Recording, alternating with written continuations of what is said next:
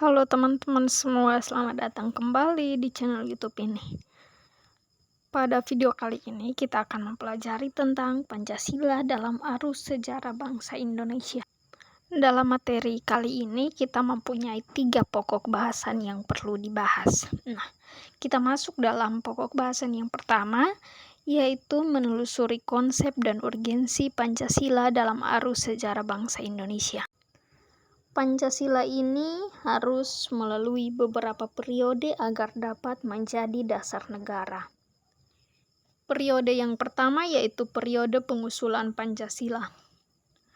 Awal munculnya ideologi bangsa ini bermula dengan lahirnya rasa nasionalisme kemerdekaan Indonesia. Adanya rasa nasionalisme sudah mulai tertanam kuat dalam gerakan Perhimpunan Indonesia. Perhimpunan Indonesia bertujuan agar bangsa Indonesia bersatu teguh menghadapi tantangan dan keterjajahan. Kemudian disusul lahirnya Sumpah Pemuda pada tanggal 28 Oktober 1928. Lalu dibuatkan BPUPKI oleh Jepang pada 29 April 1945.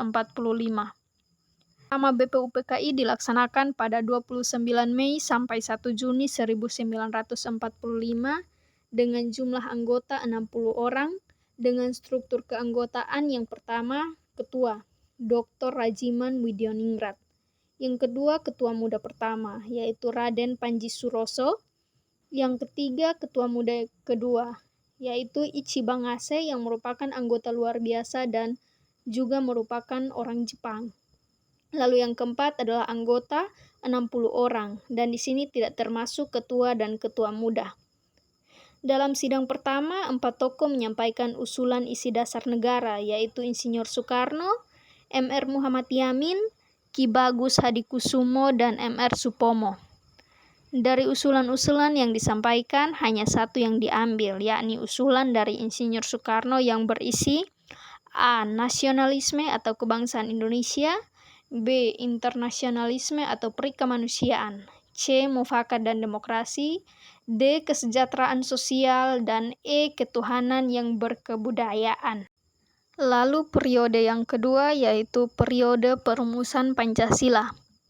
Pada tanggal 22 Juni 1945 diadakan rapat gabungan antara panitia kecil yang beranggotakan 8 orang, yakni Ki Bagus Hadikusumo, Kiai Haji Wahid Hasyim, Muhammad Yamin, Sutarjo, A.A. Maramis, Oto Iskandar Dinata, dan Muhammad Hatta, dengan para anggota BPUPKI yang berdomisili di Jakarta yang berhasil merumuskan calon hukum dasar yang kemudian lebih dikenal dengan sebutan Piagam Jakarta atau Jakarta Charter. Piagam Jakarta merupakan naskah awal pernyataan kemerdekaan Indonesia. Pada alinea keempat, Piagam Jakarta inilah terdapat rumusan Pancasila sebagai berikut. 1. Ketuhanan dengan kewajiban menjalankan syariat Islam bagi pemeluk-pemeluknya. 2. Kemanusiaan yang adil dan beradab. 3. Persatuan Indonesia. 4. Kerakyatan yang dipimpin oleh hikmat hadir dalam permusyawaratan perwakilan. 5. Keadilan sosial bagi seluruh masyarakat Indonesia. Kemudian BPUPKI dibubarkan dan PPKI dibentuk. Periode yang ketiga yaitu periode pengesahan Pancasila. Pada tanggal 15 Agustus 1945, Insinyur Soekarno, Muhammad Hatta, dan Dr. Rajiman Widioningrat kembali ke Indonesia setelah dari Vietnam pada tanggal 12 Agustus 1945 karena dipanggil penguasa militer Jepang di Dalat, Vietnam untuk membahas Hari Kemerdekaan Indonesia sebagaimana yang telah dijanjikan. Lalu pada tanggal 16 Agustus 1945 terjadi peristiwa penculikan Soekarno dan Hatta ke Rengas Dengklok oleh para pemuda dan mereka mendesak agar kemerdekaan Indonesia diproklamasikan secepatnya. Lalu teks proklamasikan didiktikan oleh Muhammad Hatta dan ditulis oleh Insinyur Soekarno, lalu hasil akhir diketik oleh Sayuti Melik.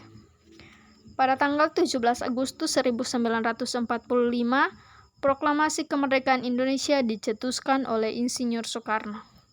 Kemudian pada tanggal 18 Agustus 1945, diadakan sidang PPKI.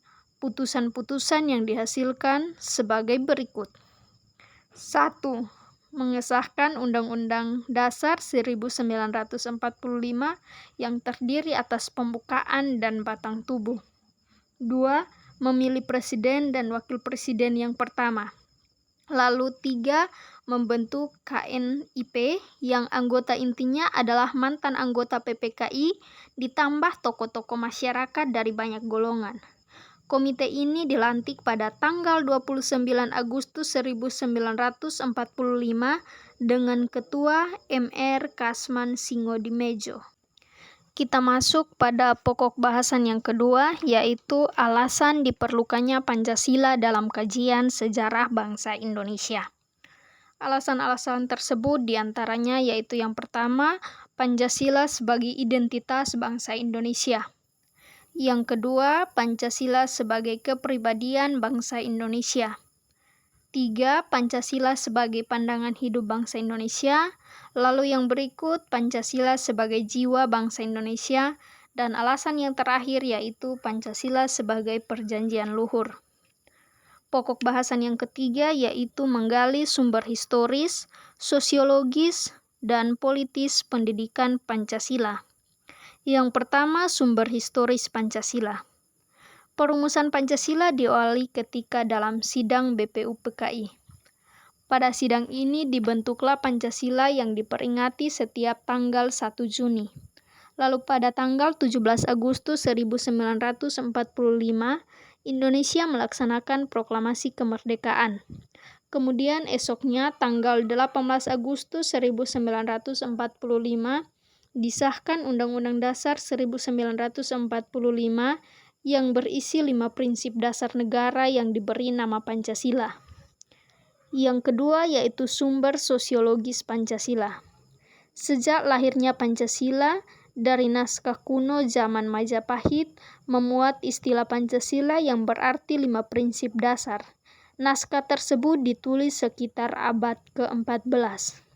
Lalu, sumber politis Pancasila.